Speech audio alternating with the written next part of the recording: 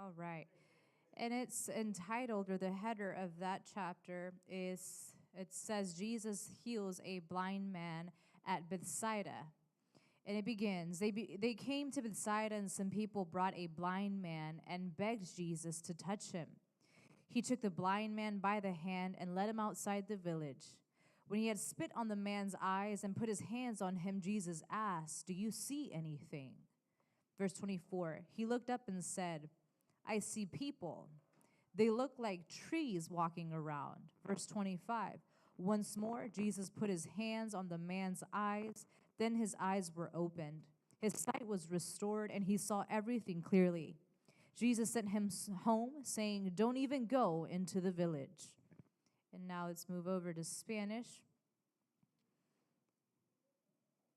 En verso 22 dice, arriba un ciego sanado en Bethsaida. Vino luego a Bethsaida y le trajeron un ciego y le rogaron que le tocase. Entonces, tomando la mano del ciego, le sacó fuera de la aldea y escupiendo en sus ojos, le puso las manos encima y le preguntó si veía algo. Él mirando dijo, "Veo los hombres como árboles, pero los que veo andan." Luego le puso otra vez las manos sobre los ojos y le hizo que mirase. Y fue restablecido y vio de lejos y claramente a todos. Y lo envió a su casa diciendo, "No entres en la aldea, ni le digas a nadie en la aldea." All right, so look to your neighbor and say, "I'm glad to sit next to you." And take your seat, please.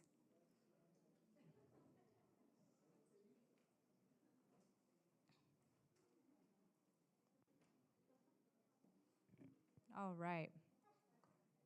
So para más entender esta historia, because it's kind of just thrown in there, I had to do background understanding as well as reading forward. So back and forth. I was reading the chapter before it, the verses after it, to kind of understand what was going on. Porque decía en esos versículos que alguien le trajeron, unos hombres le trajeron a este hombre que estaba ciego. They brought this man, some people, it doesn't even say who, some people brought this man to Jesus and begged him to touch him.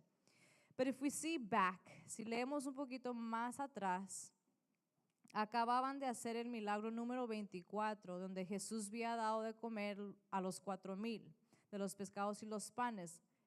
The miracle of last Wednesday, the 4,000 were fed. Right after, we have a small passage that's called the yeast of the Pharisees of Herod. So they've taken off. Se habían ido otra vez. Seguían la misión, seguían el ministerio de Jesús. The gospel was continued to be spread. But in that small part between the miracle 24 and 25, it says that the disciples had forgotten to bring bread. Again. The disciples got one job, man. You got the lunch, you got the bags, you got mats, and they forgot the bread. They forgot the food. Yeah, this kind of sounds like the ushers, leaving us parched without water sometimes. Anyway, but it says, be careful. Jesus warned them, watch out for the yeast of the Pharisees and that of Herod.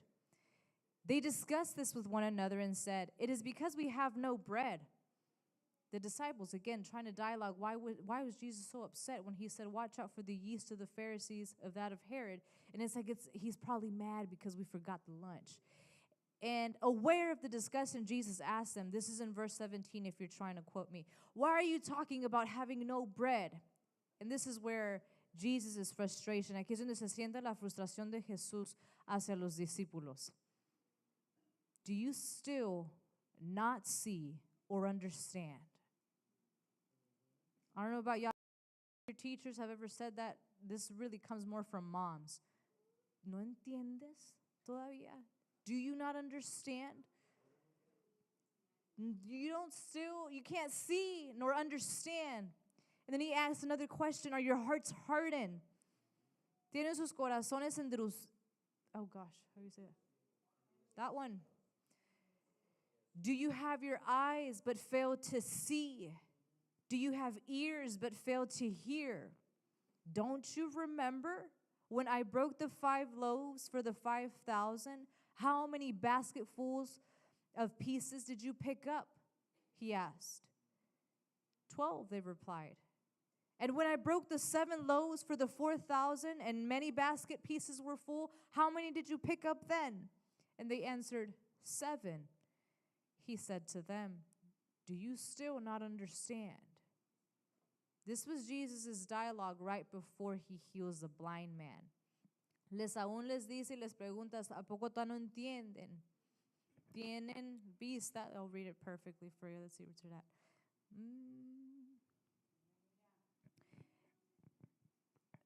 Y discutían entre sí diciendo, es porque no trajimos pan. Y entendiéndoles, Jesús les dijo, ¿qué discutes? Porque no tenéis pan. No entiendes ni comprendéis, aún tenéis endurecido vuestro corazón, teniendo ojos no veis, teniendo oídos no oyes. Y no recuerdas, y aquí él empieza a decir, cuando yo partí el pan y multipliqué los peces a los 5,000. And he says it again, ¿cuántos leftovers? Porque sobraron. No se acuerdan que hubo sobras. And then for a second time I did the miracle again, and then there was still leftovers. ¿Por qué no entienden? Why don't you understand? And so here we go on to the actual miracle itself. Y entramos al milagro en el versículo 22. Y vemos que le traen a este hombre a Jesús. And I could feel at this moment Jesus' frustration. La frustración de Jesús, no solamente frustración, sino también there had to be some type of disappointment. Because we're on miracle number 25. And you still can't see who I am. Estamos en el milagro 25 y aún no sabes quién soy yo.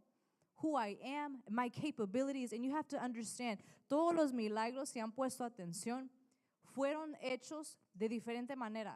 The miracles were made in different ways each time, which was something that grabbed my attention. It's like, why was it various forms of performing the miracle? The reason why is because, you know how people say, if you do this, if you do that, and then this, that's how the miracle comes. And Jesus said, I'm not limited by ways of performing a miracle. I could do it with my hands. I could do it from afar. I could send out the miracle. I can touch. I can spit on you. I can raise people from the dead. I am not limited. Me hice la pregunta al estudiar que haciendo sus milagros Jesús tenía varias formas de cómo hacía sus milagros. No solamente lo hacía de una sola forma, para que gente dijera, si lo haces así y así y así, steps to it, así se hace el milagro.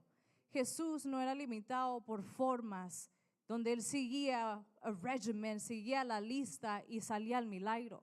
Jesús decía, yo lo puedo, si los tengo que tocar, si tengo que poner manos, si tengo que escupir, si tengo que mandar el milagro, si solamente con el dicho de mi boca se hace el milagro, levantaré los enfermos, however, como sea, pero pasa el milagro. No hubo limitación en cómo el milagro se hace.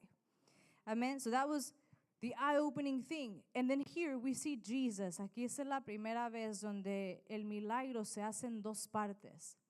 Y le pedí al Señor, ¿por qué es que hay en dos partes? Porque en todos los milagros que hemos leído, y de inmediato, and immediately, their eyes were open. And immediately, the daughter was healed. And immediately, they rose from the dead. Inmediatamente, we saw that word often al estudiar todos estos milagros. Immediately, inmediatamente. Pero en esta vez, este milagro, it's the very first one in the Bible. We see it split in two. Ese es que le tocó sus ojos, and he only saw part of a vision. Solo vio poquito. Y la cosa que el detalle antes de llegar ahí, donde Jesús le puso sus manos en sus ojos, it says that he took the blind man by the hand and led him outside the village. Al hombre ciego lo agarró de la mano y lo sacó de la aldea. I was like, why would you take him outside of the village? Why would you walk him out? Muchas veces hoy en día nosotros tenemos a comfort zone, la zona de confort. Siendo ciego, I don't know if you've ever been blindfolded o le han puesto algo sobre sus ojos, and you've tried to move around y trata de moverse, o simplemente se le va la luz y anda en la oscuridad. How does that feel? That happened to me 2 mornings ago, and I have never been more angry morning in my life. Tuve que apagar pronto la luz del baño y salir por el otro lado because se me fundió mi abanico. And so it was really dark, and it was in the morning. I bumped into every drawer. My knee, lo golpeé. El codo, lo golpeé en el door frame. And it was dark, and I was like, oh my goodness, where is the door? And I had to, where's my watch? Y no prendía el watch, nada de luz. Just completamente oscuro, completely dark. And I'm like, man. And I'm speaking on someone who's blind. Well, thank you, Jesus, for the actual live action feeling of not being able to see. El sentir de no poder ver. And in that blindness, mucha gente vive ciego y se la pasa su vida viviendo ciego en su casa. Y ellos, they get along, pueden vivir. Porque en su casa ellos saben dónde todo está. Saben que 5 pasos acá está el refrigerador, 3 pasos para acá está la mesa. If I walk 10 steps this way, está mi living room. They know it. They've marked it. 5 steps that way is my refrigerator. 3 steps this way is my dining table. The door should be over there. Everything is calculated within the house. Pero muévale algo. Go in there and start moving furniture. Muévale sus muebles. ¿Y qué pasa? They start bumping into things. O sáquelos para afuera. Let them outside. Walk them outside their house. The comfort zone. What you know, what you constantly already know, you know it so well that there's no need to know anything else. You're comfortable. So para este hombre ciego, Jesús dijo, aquí no. Come on, this is your act of faith. Follow me. I'm going to take you outside the village. Aparte de sacarlo de aquí de esta aldea, era porque los fariseos y esta ciudad en particular, Bethsaida, era una ciudad que no creía y que no se estaba arrepintiendo. A lot of Jesus' miracles were performed here. The city of Bethsaida was known as one that wasn't repenting, and we see it in Matthew 11, that even then Jesus sends out a woe to Bethsaida. Woe. And he says another 2, Capernaum. And he said, ay de Bethsaida. Because Tyre and Sidon, another 2 cities where he had already walked through, dando milagros, they would have already repented and continued to say of what I did there. But you didn't. And I've been here multiple times healing people. Bethsaida is within Galilee, close to Galilee. I've been here, se ha escuchado todo lo que ha pasado y aún no se han arrepentido. Woe to you on Judgment Day. Ay de ti el día del juicio. And I was like, wow. So this city, aparte de no creer y no arrepentirse de los milagros, not repenting while seeing all the miracles of Jesus in action, it was known as a city that didn't want to believe. Y dentro de ella, también acaba de decir Jesús, be careful. Watch out for the yeast of the Pharisees and that of Herod. Esa frase significa watch out for the false doctrines. The teachings made by man. Cuidado con las doctrinas falsas, con las enseñanzas del hombre. Se pueden aparecer que ellos lo saben todo. They can appear to be devout followers of the word, but they're not. So be careful. He had said that because they were present. He says, you know what, let's come out of the village. We'll do it out here. Y lo saca este hombre. Y aquí es donde vemos, Jesus pulled him out of the village to get him out as well of the comfort zone. Muchos de nosotros llegamos a la iglesia y sabemos la rutina que es la iglesia. We know Wednesdays, we don't even dress the same. Wednesdays, it's like casual business. And Sunday, it's like, I'm rich. Where? See, y'all are all smiling because y'all know what I'm talking about. Sunday clothes. The men, the guys, the young men come in here like they're about to get drafted.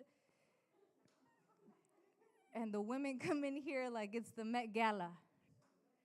We know the difference and the routines and traditions of church. We know the flow. We know the intro, the coming to the altar, when it goes, when pastor starts, roughly around 12:45. Como a las 12:45 empieza a predicar el pastor. He should be done by 1:30. If he's on coffee, 2. So we know the trajectory. Sabemos qué expectar cuando venimos a los servicios. This not only relates to church, no solamente se relaciona a la iglesia, sino que también usted conoce a su esposo y su esposa. She only wears makeup on the weekend. All throughout the week, she's in a bun. Doesn't do her hair. Y para los hombres, él come a esta hora. This time he eats. He's in bed by this time. You know it. Lo conoce. You know it so much. Lo conoce tanto that you stop becoming curious about that person. The curiosity about getting to know somebody vanishes. Y usted piensa que no es que ya la conoce, así es ella. I'm sorry. But days continue, years continue, the character develops, el carácter va cambiando, cambios de la vida hacen también que cambie la persona. And that's why in marriages, sometimes you look at each other and you're like, who are you? When did you start doing that? When did you start working out? When did we go keto? Why isn't there sugar in the house? And those are the things that change because you stopped being curious. Usted paró de preguntar las preguntas. Like initially, cuando empezó la relación, todo lo quería saber. Everything you wanted to know. You were getting to know that person. Everything was new. Again, it's the comfort zone. You know that person. But things change. And let me tell you something about miracles. Los milagros no suceden in the comfort zone, en la zona de confort. Miracles cannot happen within the comfort zone. They don't happen there. It's you stepping out, y hemos visto todos los ejemplos donde la gente estira su mano, or they reach out, or they just, please, someone throw me inside the pool. Something, the action. And it says Jesus put his hands on the man's eyes.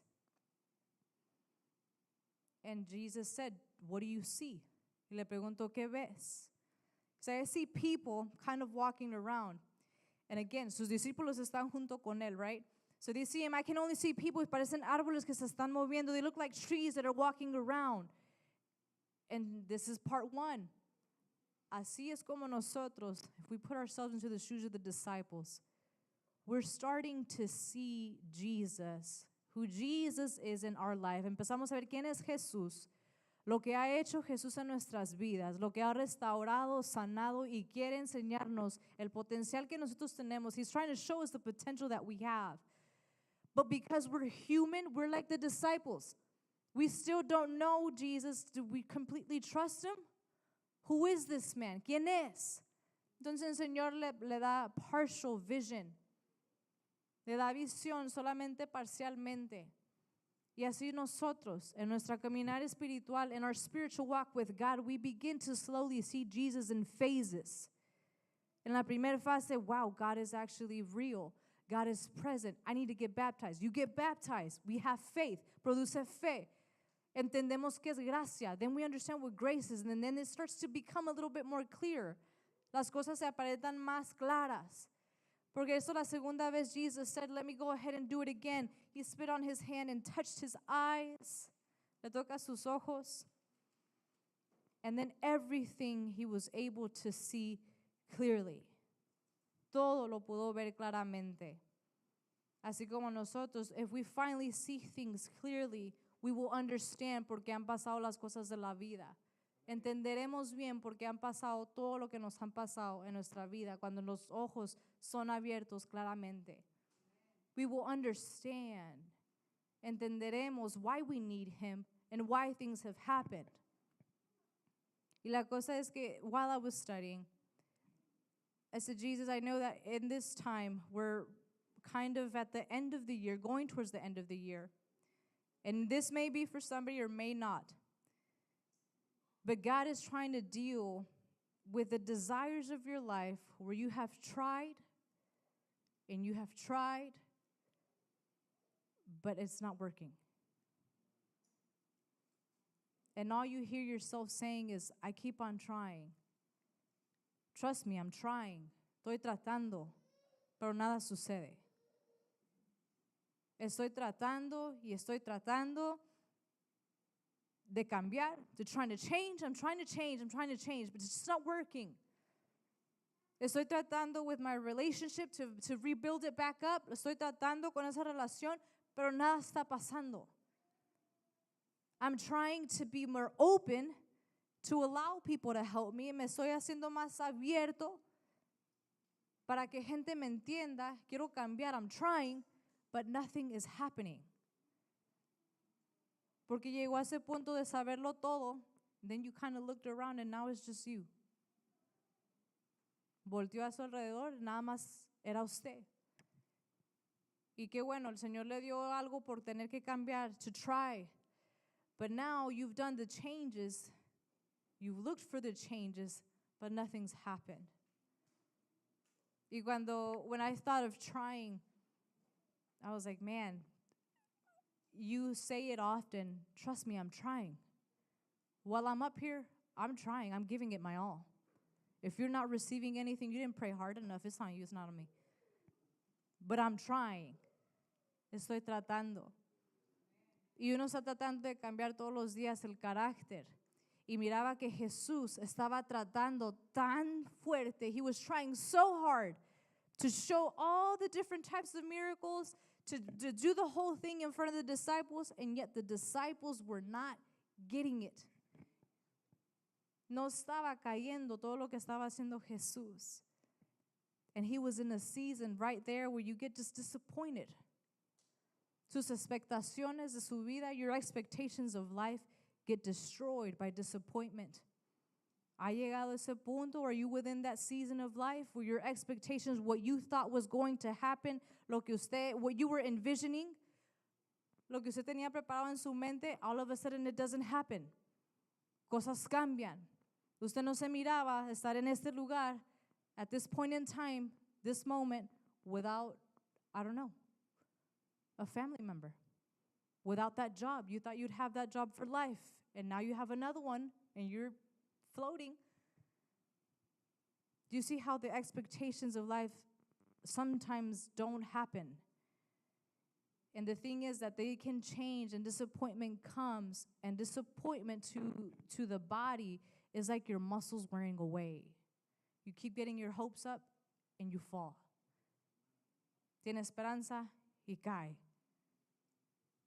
That's the moment, the season. Y llega después al punto where you become cyclical. Es como una rutina, a cycle. And you start thinking, well, I guess I wasn't meant to go to college. Nobody in my family went. I guess I'm not meant to. A lie. You get in this cycle. Well, nobody had a successful marriage in my family, so I don't want to get married. The cycle. I have less to hope for. These are all the things that you start to appear and say, these are normal things to accept. Estas son cosas normales que tengo que aceptar. They're not. Son mentiras del enemigo. Porque sí caen, the disappointments do come, the expectations do fail, las expectaciones fallan, sus planes fallan, but it's not for us to accept what has failed and make it permanent. No es de aceptarlo y decir es permanente. Imagínense que Jesús dijo, you know what, I give up. I'm going back to heaven, forget y'all. Ya no sé qué hacerle. I don't know if I should do a whole magic show right in front of your face, because this is what he was doing. He was literally performing what we would nowadays is very similar to call a magic trick before your eyes. He's, I don't know what else to do. I could just start flying and just ascend into heaven and forget humanity. Bien había podido decir Jesús. No sé cómo llamarles más la atención. However, because we don't have that Jesus, and because my last name's not Christ, Jesus does have a better understanding. Jesus does have a better understanding of humanity and much more patient.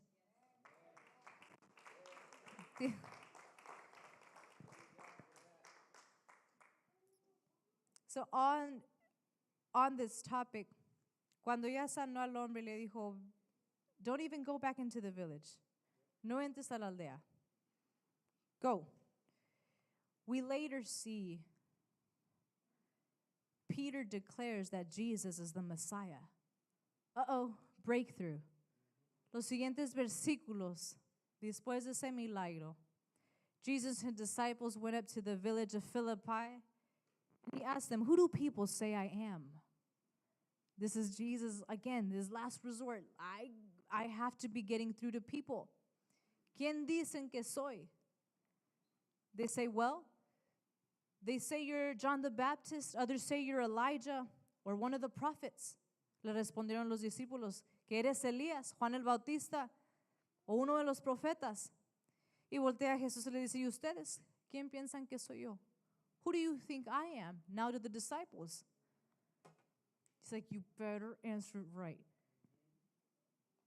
And Peter answered, you are the Messiah. Verse 30, Jesus warned them, finally, do not tell anyone. Jesus, a sigh of relief. El Mesías.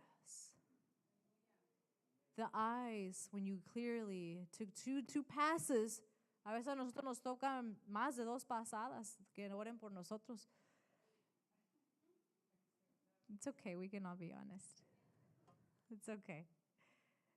But that second pass to the disciples became clear and apparent.